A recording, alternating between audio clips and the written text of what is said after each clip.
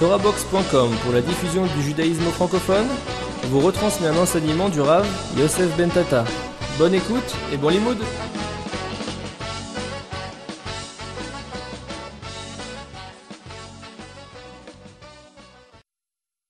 C'est ramené dans la Gemara de Brachot qui avait Meftera Rabbanan Mibe Rav Ami Vamreba Mibe Rav Hanina.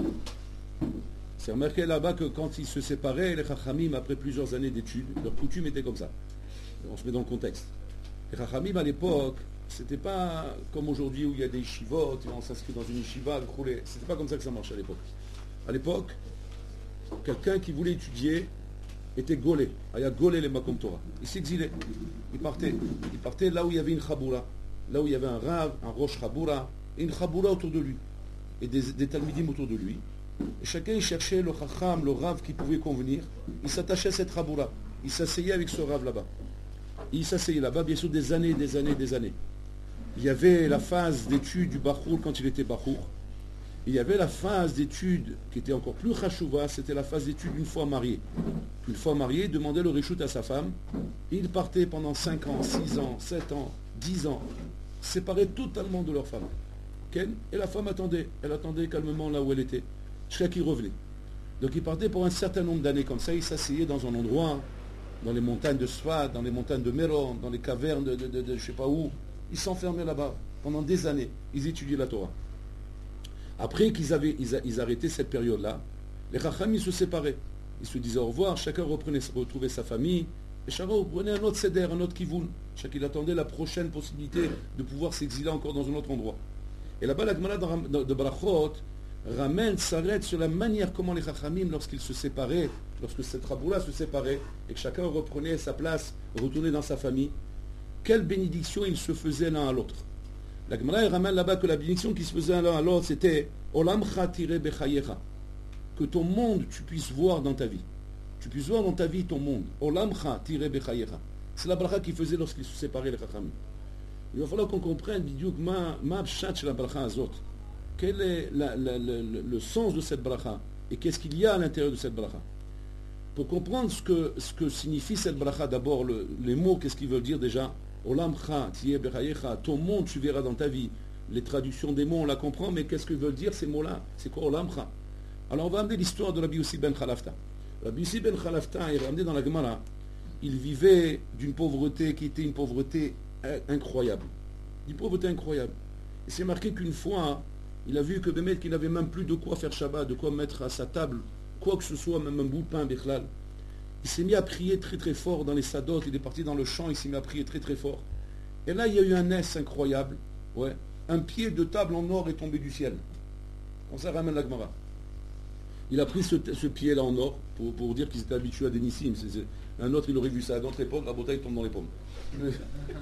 Toi là-bas, très bien. Bon, le pied, il s'en va. N'imite pas l'aile, non, le pied, qu'est-ce qui va tomber? Je ne sais pas ce qui va tomber, mais il va tomber quelque chose. C'était pas chou, il vivait dans les nissim, les bolons. Il prend son pied, il va chez le vendeur d'or là-bas, etc. Il dit, écoute, c'est une fortune, ça, pose-le ici, je te finance toute ta vie.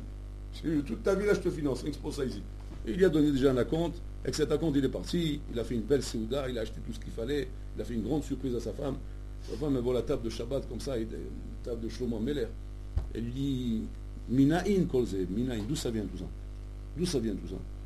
Alors il dit, bon, c'est pas maintenant le moment de parler de ça, viens on fait le kidouche, viens on s'assoit, et on mange le bon ismar, viens on se réjouit du Shabbat. Il dit, je touche rien, tant que tu me dis pas d'où vient tout ça. Alors elle lui dit, c'est la femme, elle a bina, elle a comment on appelle ça en français? L'intuition. Elle lui a dit, bon écoute, tu sais très bien le massacre dans lequel on est, je suis parti dans le champ, j'ai pleuré, j'ai prié, et un pied en or est tombé du ciel. Elle le regarde comme ça, elle lui dit, Rabbi aussi, tu t'égares quoi? Tu as perdu la tête? Il dit, pourquoi? Au contraire, Hachem m'a entendu mes prières, il m'a envoyé un pied en or. Qu'est-ce que tu veux? Au contraire, c'est Siatel Shmaya. Il faut remercier pour Olam. On doit être heureux. Cette souda, c'est la souda d'Akadosh Borou. Pas question. Ce pied en or, c'est le pied de ta table. Tu veux t'asseoir là-haut avec une table à 3 pieds alors que les autres sadikim, ils ont une table à 4 pieds. Mais tu rigoles ou quoi? Une table bancale, tu veux t'asseoir là-haut? Et dit, on t'a envoyé le pied de ta table. Il a dit, nous, qu'est-ce qu'on fait maintenant? Elle a l'angoissé. Elle a coupé l'appétit, il est plus faim. Il dit, qu'est-ce qu'on fait? Elle dit, ben, il faut renvoyer le pied. Elle dit, mais attends, il y a une poste qui envoie ses pieds, là, il y a un fax, par où on envoie le pied? Pour venir, ça va, mais ça, on sait les faire venir, mais comment on les renvoie, ça, on ne sait pas comment ça marche. Ouais, c'est encore plus compliqué de les renvoyer que de les recevoir. Comment on fait? Il dit, bon, on va aller voir Rabbi. Il va aller voir son Rabbi Yehuda Nassi. Il va chez lui, il dit, Rabbi Nassi, voilà le problème, comme ça et comme ça. Ma femme, elle me dit, je dis, elle a raison, elle pose une bonne couchia. Il dit, mais dis-lui qu'il n'y a pas à s'inquiéter. Ne envoyez pas le pied, gardez-le. Si là-bas il vous manque un pied, moi je vous le donne. Moi je vous le donne. Zaman, il a plein pied. Il tape à 6 pieds, ou je ne sais pas quoi. Il dit, moi, donc ça, j'imagine le chat, je sais pas ce qu'il a. Bon, alors elle vient, Rabbi aussi, Ben Halafta, il vient voir sa femme, il dit, voilà, il a dit Rabbi qui va nous donner le pied. Elle dit, tiens, un problème dans le malheur ici. Il dit quoi? Katouv, Shadam, Olech, Le'olamo. Un homme va dans son monde. C'est pas marqué qu'un homme Olech, Le'olam. Le'olam Abba. Le'olamo Shelo. She'en Adam Mekabel Lemala Elam Be'olamo. Ce qu'il a Rabbi, s'il a. Ce qu'on a nous, on a. Rabbi ne peut rien me donner, moi je peux rien lui donner là-haut. Là où il n'y a plus Hesed, je te donne, tu me donnes. C'est dans ce monde qu'on se mêle et qu'on s'assoit ensemble et qu'on discute ensemble. Là-haut, c'est chacun dans son Olam. Il est retourné, Rabbi aussi Ben Halafta lui dire ça à Rabbi. Rabbi lui dit, elle a raison. Ça s'arrêtait là, il a rien dit de plus. Là, les Chachamim amènent comme maskana de là-bas que la femme de Rabbi Yossi Ben Halafta elle a raison, et qu'effectivement, on apprend de là-bas, Sha'adam olech le'olamo, l'homme va dans son monde. Et c'est cette bracha que les Chachamim donnaient lorsqu'ils se séparaient. Olam cha tiré bechayecha, tu sois zoré de voir ton monde dans ta vie. Pas pshat. Si maintenant on parle de son monde et que son monde c'est dans l'Olam Abba, hein, alors c'est après 120 ans que je veux voir ce monde. Ma kavana olam cha tiré bechayecha, ton monde, je souhaite de le voir dans ta vie. Ma pshat rabotai. Alors écoutez bien, le pshat il est comme ça. C'est un isod assoum. Le pshat il est chez Imadam Rotseladat. Quand un homme veut savoir rabotai où il va aller après 120 ans, où je vais bien terminer ma vie, moi. Qu'est-ce que je vais devenir après 120 ans? Qu'est-ce qui va se passer avec moi après 120 ans? Tu voudrais bien savoir, Nahon? Eh bien, sache une chose, Rabotai, que ce qui va se passer après 120 ans, Rabbi Notan m'écrit dans Sefer Yachar, c'est pas une très très grande surprise qui va se passer après 120 ans. Tu peux le savoir maintenant d'ores et déjà ce qui va se passer avec toi après 120 ans. Comment je peux le savoir? Tirez ta olam shelcha, regarde ton monde et tu sauras où tu vas être là-bas après 120 ans. Pourquoi? Parce que là-bas, Rabotai, il ne s'agit pas de te mettre dans un matzav chadash.